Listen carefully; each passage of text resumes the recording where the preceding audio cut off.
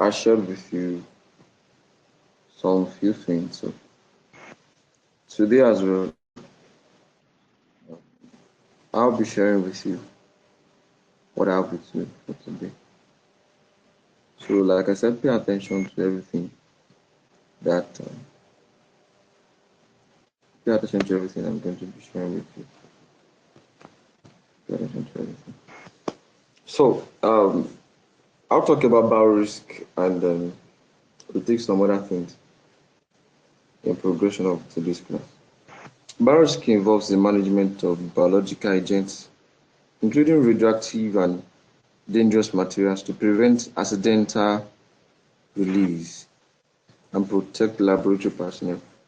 Biorisk involves the management in a laboratory, the management of biological agents, including radioactive materials, in such a way that it procures that the laboratory personnel are not at the risk factor of any of the hazards that is going to come as a result of uh, these two factors. I mean, the radioactive material and the biological agent. So I have that there in the slide. You can see laboratory hazard, radioactive, which is being caused. So we have different laboratory hazards, but our basic focus, as long as this study is concerned, as far as this study is concerned, rather, is going to be radioactive material and biological materials. Radioactive materials are radioactive materials or instruments that emit starting a nice form of radioactive charges. So there's always a radiation by emission. And don't forget that as a laboratory manager, you're going to be dealing with different kinds of instruments in your process of laboratory experiments, research, and the likes. So you're going to be coming in contact with radioactive materials. I mean, instruments that are making use of radioactive compounds or making use of a particular radioactive principle. So, also, I have biological material. The biological material could be in any form. It could be from your sample collection, through your sample collection. It could be from preservation of specimen. It could be from tissue culturing. It could be for culturing of samples. Maybe stool sample, urine, blood samples, and the likes. Whatever sample, whatever you're culturing. If you are not careful if you're not careful in your method of handling, it could lead to a laboratory hazard. Could lead to laboratory hazard. So I have an outline of measures you can put in place to avoid this laboratory hazard. And number one, I said provide a comprehensive training on handling radioactive materials and dangerous biological agents. As a laboratory manager, I told you the elementary of this webinar class that you are the manager there and you're responsible for whatever happens in that laboratory as far as the laboratory is concerned. So you are more or less like the CEO of that place as long as you're there. So you are the managing director as far as that place is concerned. So being a laboratory manager takes a whole lot of responsibility. You must be able to train workers. You must be able to train them. Not only training them, help them to implement on how to avoid this radioactive material not being a victim of being exposed to radioactive material and other biological agents. Number two, I said use biological safety cabinet for handling biological agents and radiation, and shielding for radiation shielding for radioactive materials. Now, in this case, there are different types of instrumentation in laboratory, different types of um, instrumentation, and that's where your laminar airflow comes in. For biological agents, laminar airflow is one of the cabinets in the laboratory used for culturing, especially culturing while you want to culture a particular sample. You make sure that you can keep your samples within the laminar airflow, and you're watching them. You're watching the growth of of a particular microorganism there, instead of you to keep it outside, where you can be at more being exposed to it. So even in laminar airflow, just make sure that if you're using the laminar airflow now as a safety cabinet for the culturing you want to do now. So obviously you know that before you can put it there, you have created a reasonable temperature that is obtainable for the growth of that microorganism. So in the case of a radioactive emitting instrumentation, then you have to make use of a radiation shielding, so that it will shield you from radioactive exposure. And that's why you see that when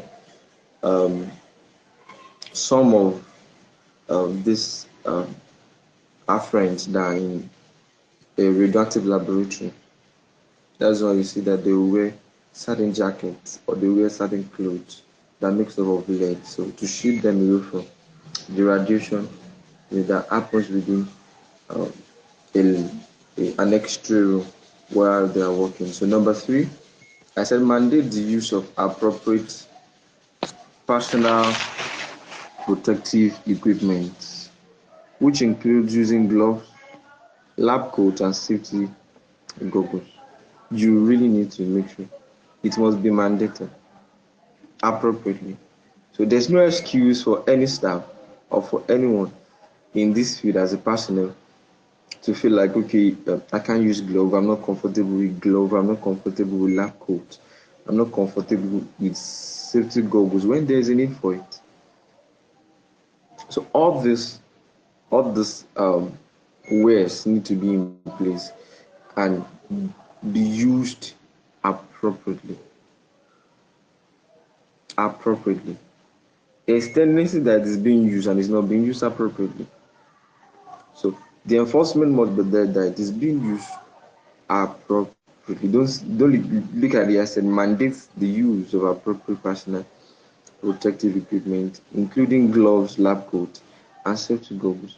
So number four, regularly assess the risks associated with the experiment involving radioactive and dangerous biological materials.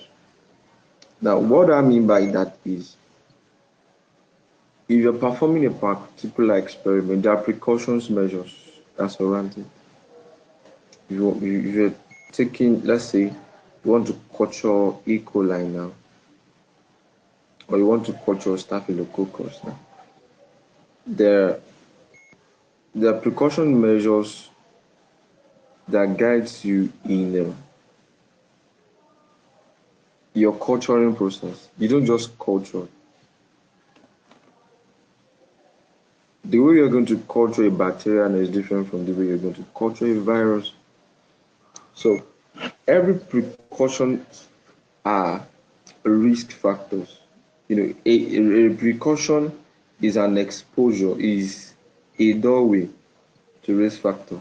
So if you abide by the precautions, you won't be a victim of the risk factor or risk that is associated to that very experiment you're performing. But if you don't comply with the precautions measure that has been prescribed or that needs to be done, you realize that you will be exposed to the risk that is associated with the experiment. So what I mean by regularly assessing the risk associated with this experiment is that knowing fully well you're working with a radioactive material, you're working with a more dangerous, maybe microbial agent, now microbial material in this case. You need to assess, like you reassess at the same time. You check the risks that are associated. That will put you in remembrance. Okay, this is what you're doing. This is what I'm doing. This is the risk that is surrounding this experiment. So I think number five, develop and rehearse emergency procedures for spills, exposure, or other accidents. Now, most of the time, several laboratory or organizations as a lab just recruit staff and they don't train them for emergency purpose. One of the things that is very, very, very important in a laboratory or for a laboratory technician is to understand the hazard of the laboratory. I can't imagine you're a laboratory person or laboratory individual and you don't understand, you don't have a full understanding about laboratory hazard. So you need to develop and rehearse emergency approach or procedures in case of the spills, there's exposure, or there's some other accident within the laboratory. So, which means you have developed a scheme for emergency response to whatever case that's possible within the sphere of your laboratory. Emergency strategy, emergency, you have taught them about how to, when there's a fire outbreak, when there's a little spill, how do they handle it when they are broken, when there's an exposure of broken glasses and different kind of, when something spill on your skin, how do you maintain it? It is in a microbiology laboratory. How do you handle it? You're working with glove, mistakenly in the process your glove tore. How would they handle it? So you have taught them how to do. You have developed, a procedure for emergency rescue in the case of this, little accident or major accident that happened in the laboratory. Then you rehearse it with them. It will be rehearsed so that their mind can stick to it. So I say number 6, store radioactive material in secure designated area with controlled access. Of course, a radioactive material, the more you get exposed to it, the more you get affected. So you really need to be very, very careful. You really need to be very, very, very careful while you are handling radioactive material. To be extremely careful, else you expose yourself to untimely death. Expose yourself to untimely death. Then I said number 7, disposal of radioactive and biological waste following strict guidelines. There's something called waste management, and it applies to how you manage your laboratory at the same time. It also goes with the way you manage your laboratory, because every section of any production whatsoever produce waste. Even in hospitals, clinics, academics, there's always waste everywhere. So you must be able to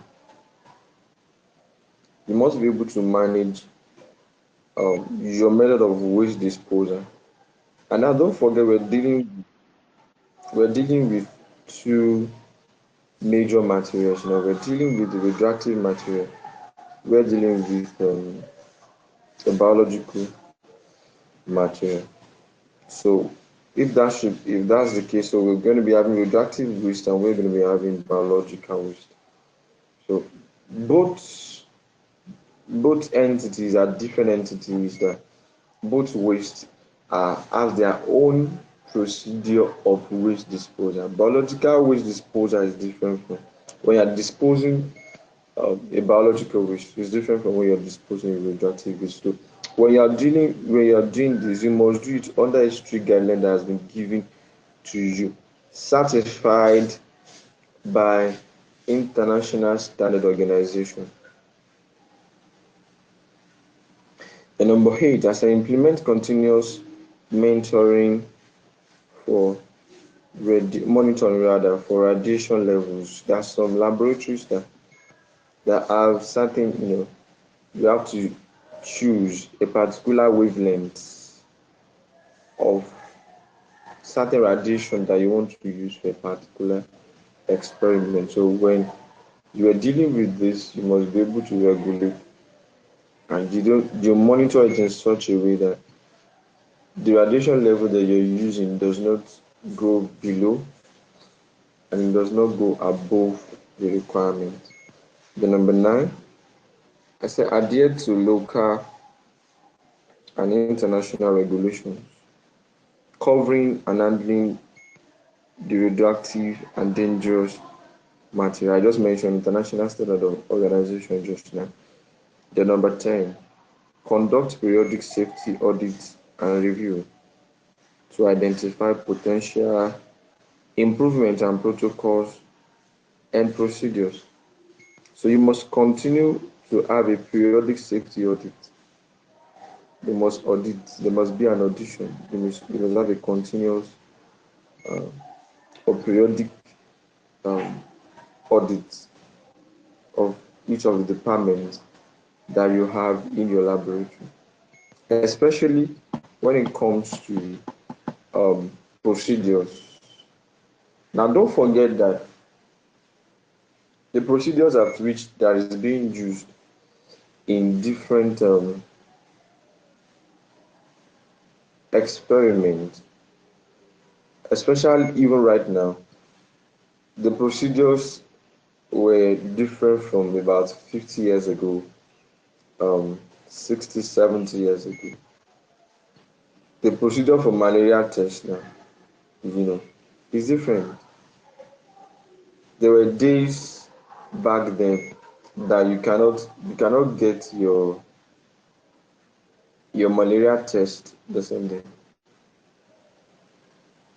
No, years back, you can't get the malaria test the same day. That's some years back, you can't get your blood volume test the same day.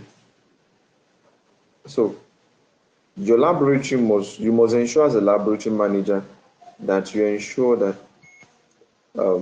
you upgrade yourself in the procedures and protocols.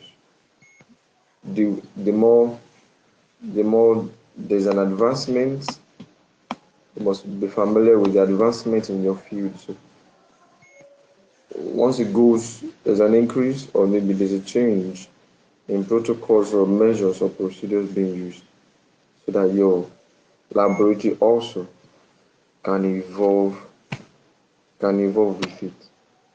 So I'm going to be showing you something different now. I want to take a part that is not on slide now. I want to take a part. I want to take medical laboratory commodities procurement, monitoring, and supervision. I'll take it again. Medical laboratory commodity procurement, monitoring, and supervision. Medical laboratory commodity procurement, monitoring, and supervision. Now, you must understand that for everything,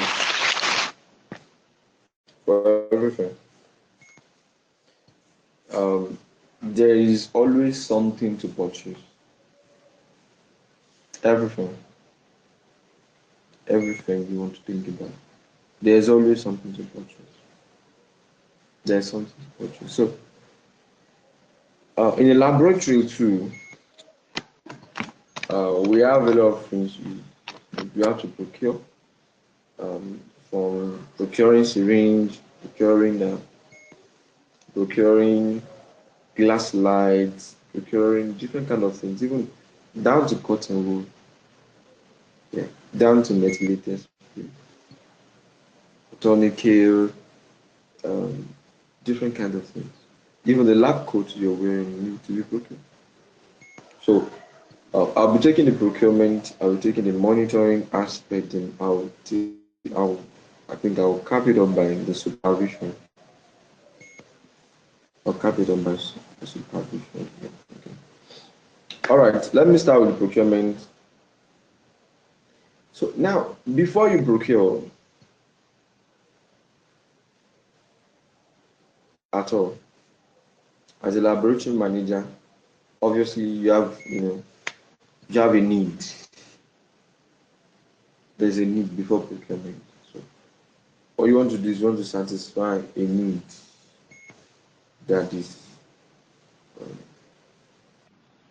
that is happening within your laboratory. There's a need for something, so you want to procure to clear up the need. So the first thing you need to do is you must understand your vendor selection. You must understand what and your vendor selection. So you need to carefully choose a reliable vendor with a history of delivering quality products. Don't just don't just assume that somebody is selling laboratory materials or laboratory waste along your lab. That qualifies that person to be a quality vendor or a reliable vendor. No. You must carefully choose a reliable vendor with a history of delivering quality product. That's where relationship with other laboratory manager in other firms might come to. So, or maybe individuals who have been in the system before you, so that they can guide you on how to get a reliable vendor. So at the same time, you must consider factors such as the vendor's pricing, the vendor's delivery time. Then you also need to understand the previous client feedback, the feedback. That's why I say you need to relate to people. You will find out as a laboratory manager, this person I'm going for, what's the track record of this person delivering? What is the client saying about him or her? So that's your vendor selection. So also, if you are to procure, you must have a full understanding about quality assurance. Quality assurance.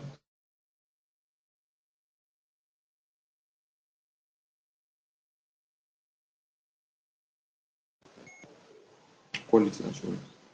You must ensure that procurement of laboratory commodities that establish quality control check for incoming supplies. I take it again.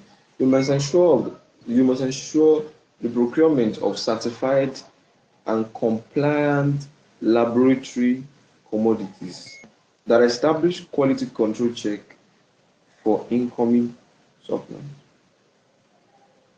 So when you're procuring, you must procure products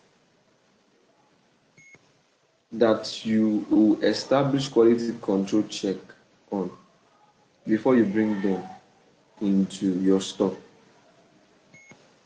So there must be a quality control manager working with you as a laboratory manager to check the certification of those materials for getting into your store.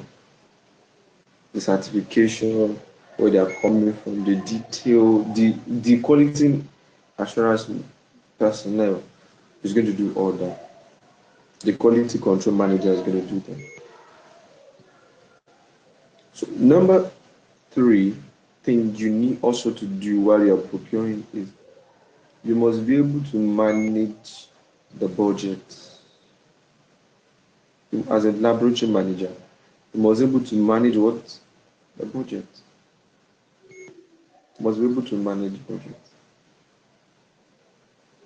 So you need to develop a transparent, realistic budget for procurement. You don't just assume, okay, this test tube should be this so amount, or this trip should be this so amount. You must have a realistic and a transparent budget for all the things you want to procure. Everything you want to procure whatsoever, you must have a realistic budget for all the things you want to procure. A realistic one. A realistic, a realistic budget. So at the same time, you need to regularly review and adjust the budget based on the laboratory needs and financial constraints. Based on the laboratory needs and financial constraints. You must regularly review and adjust the budget based on the laboratory needs and the financial constraints. You don't just feel like, okay, we need this thing, we must get it, and there's no enough of fun on ground. So you must be able to cut it down to know what the laboratory needs and not what the laboratory wants to, or as a laboratory manager, what you want to get. You must be transparent enough to understand what the budget can get at that time. So you now go, when you are doing this now, you have to go for the essentials or the most important at the moment. So in this, still on this procurement, you must understand the supply chain efficiency. You must understand supply chain efficiency. You must optimize the supply chain for timely procurement and delivery. Not that you make procurement and your delivery is going to take extensive time than what is expected. You need to stock out and access inventory through efficient inventory management. You must have an inventory manager that's going to manage when is this stock coming in, how are we going to receive it, that's the delivery is going to look like, what's the delivery procedure, proper documentation of all the inventories. Proper documentation of all the inventories. So I'm taking the next one. I just got done with procurement just now. Quickly, I want to take monitoring. So you must be able to implement a robust inventory management system to track the consumption of medical laboratory commodities. You must be able to implement a robust inventory management system. Not that, it will just be used anyhow. There must be an accountable inventory of documentation of how those products were used, the products or the commodities that you procure. There must be a monitoring system for that. You must regularly analyze the usage pattern of the laboratory supplies. You must establish a system to monitor the expiration date of medical commodities. You must rotate stock to prevent the use of expired material.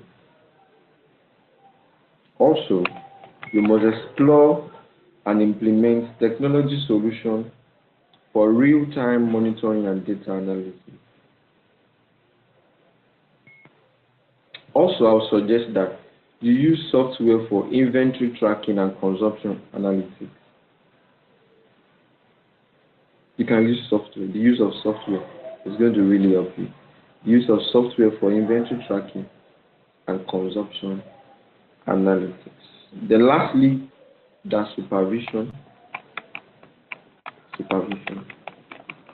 As the laboratory manager, you are responsible for supervision of those laboratory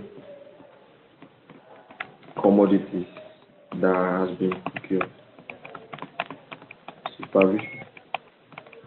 So one of the things you need to do is you need to train laboratory staff on proper commodity usage, how to use it, how to handle it, and how to store it. So you need to ensure awareness of safety protocols and efficient resource utilization. When they are using this material, you train them with the safety protocols that they need to implement to have an efficient resource utilization of the material. You need to regularly audit procurement processes for compliance with regulations and standards. Also, you need to conduct a regular check to ensure proper storage conditions for sensitive medical commodities. You need to conduct regular checks to ensure proper storage condition of sensitive medical commodities. Not every commodity is going to be even exposed to the room temperature. There are some commodities that need to be preserved under certain very, very low temperature. So you need to give a check on them, a regular check on them, to ensure the proper storage of this medical commodity so that they didn't get deteriorated or get spoiled.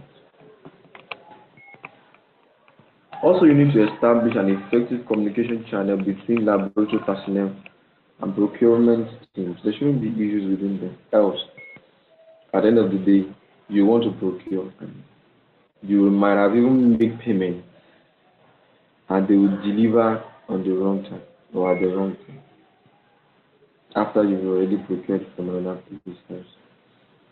So you also need to evaluate the performance of vendors based on delivery timelines, product quality, and endurance agreements. So you must understand that your procurement might likely not be with just one person. You might be getting syringe from a particular company, and you're getting cotton wool and methylated spray from another company. So different companies. So you must evaluate their performance and see who to get back to purchase for next time. So evaluations like this are going to help to understand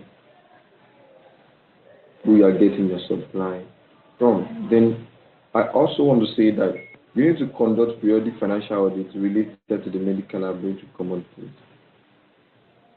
That's where you need an inventory manager or a procurement individual. So of course, I want to believe that in your firm you have an auditor and a financial person who can audit your account. So you need to identify cost-saving opportunities without compromising the quality. How you can minimize, how you can manage the amount you're spending without compromising the quality of the products you need to get. And I would say that regularly you need to analyze the budgets with budget variances and adjust future procurement plan accordingly. You must be flexible in budget allocation based on evolving laboratory needs. You must be flexible in your budget. You don't need to be rigid because there's going to be change in price and the long run when you're procuring. There's tendency that what you buy 2 months ago, the price might have increased. So you must be flexible in your budget allocation. You don't be too strict because you have a need and you have another need in the next 2 weeks or maybe the next 3 months. So if you go for the need that you have the next 3 months and you sideline the need that you have at the moment, then it's going to affect a lot of things. So you must be flexible in your budget allocation so that you'll be able to attend the laboratory needs as it were. So I would like to get a feedback from you. If you have questions, just put it down on that port for questions. Let me attend to the question. I just have a few minutes left to answer. Can I get questions from you? Questions? Questions? Questions?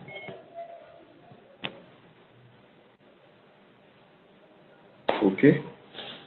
In absence of questioning,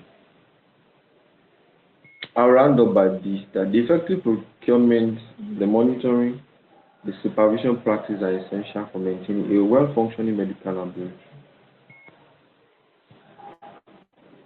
It is very, very, very important. The procurement method, the monitoring, the supervision, it's a practice that needs to be in place if you want to maintain a well-functioning laboratory, medical laboratory.